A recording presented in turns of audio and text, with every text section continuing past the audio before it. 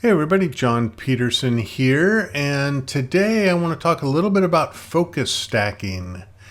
I know a lot of people do it in the wide open landscapes where you're trying to get the near foreground in focus and then the very, very far background in focus. And you know, sometimes that's the only way to do that is to really do a focus stack. And, you know, a lot of people do them. I do them occasionally as well.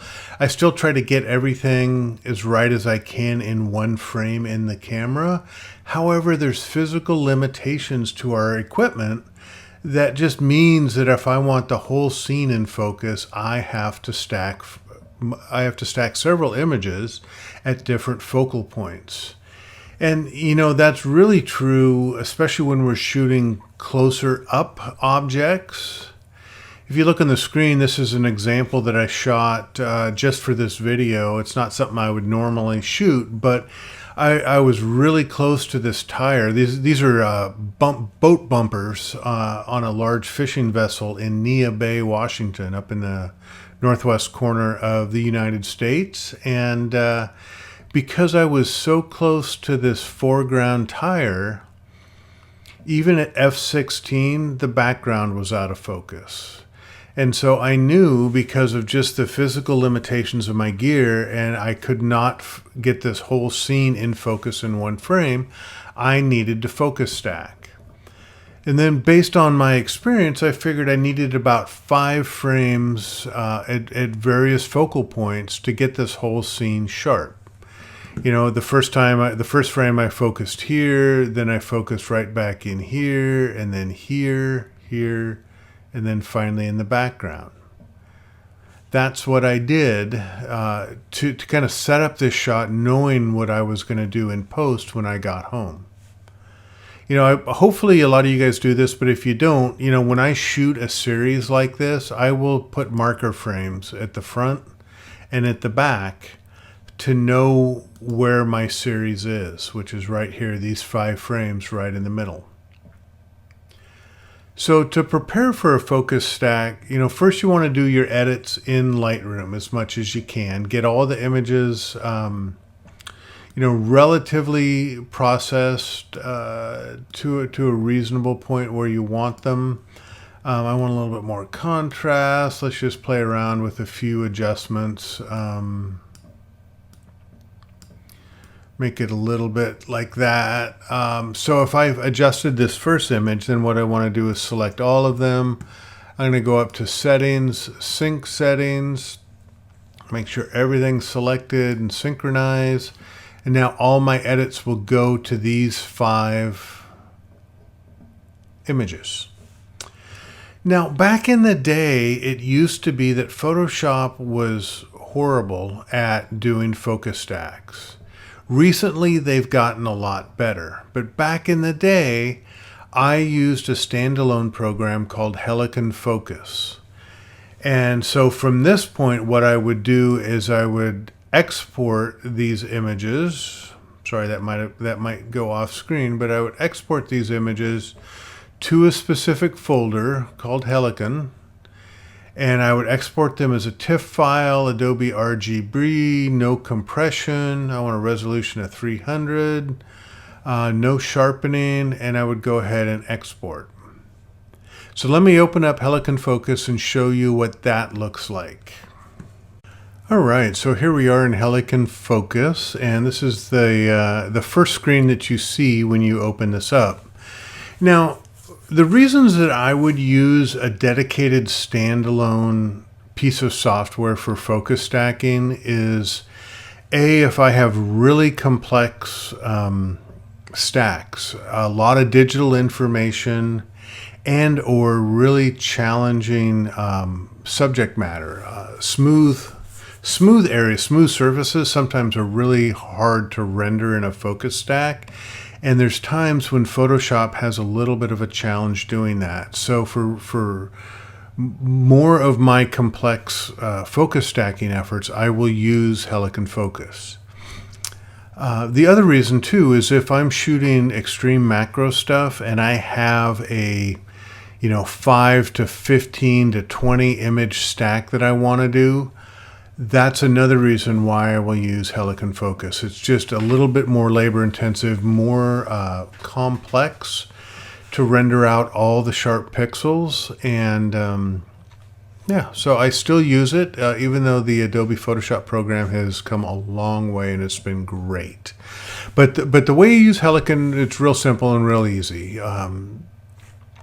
What we want to do is just open up the folder where I have saved out those images from Lightroom, and you can see them here.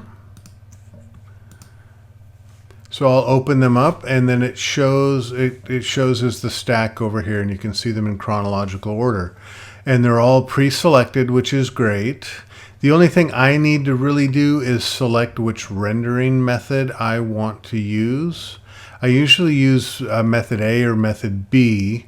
And really that is the difference between those, is really telling this piece of software which methodology do we want to use for establishing a baseline for what are sharp pixels. What method A will do is it'll find across all of the images kind of an average sharp pixel, and then base all of the rest of its calculations on that.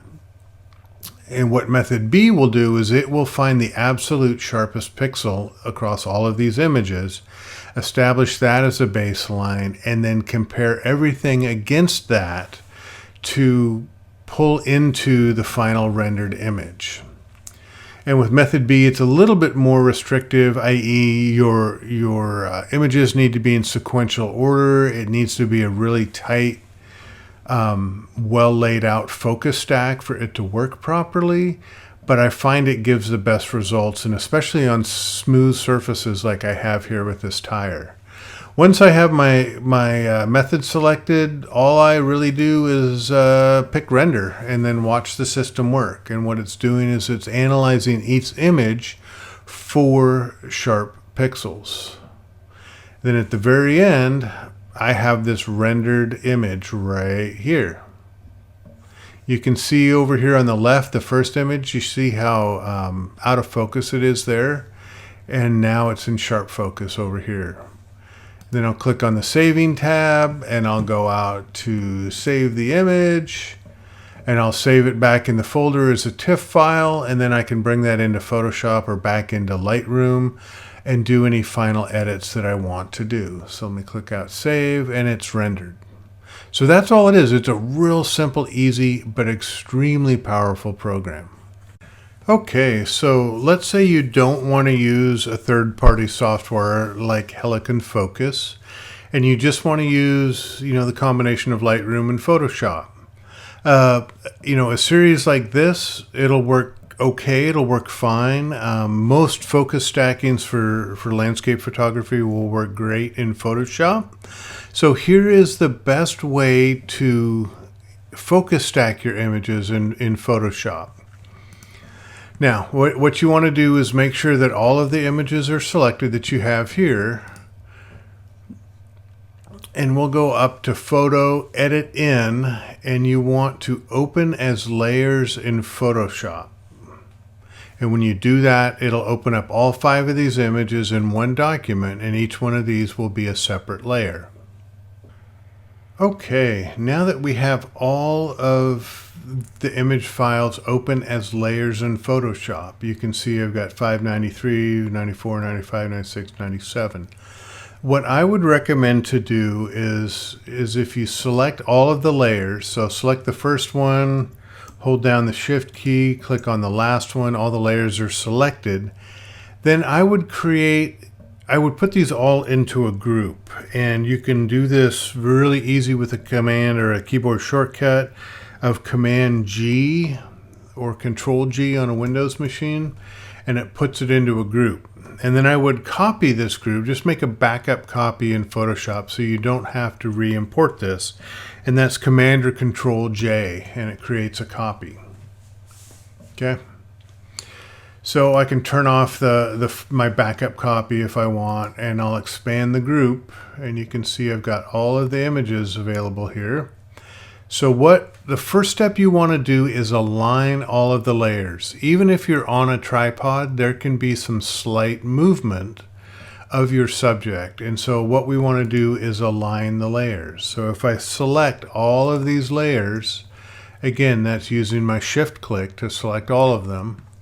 And I'll go up to Edit, Auto Align Layers. And stay with auto is what we want to do. And click OK. Let the system run and auto align the layers.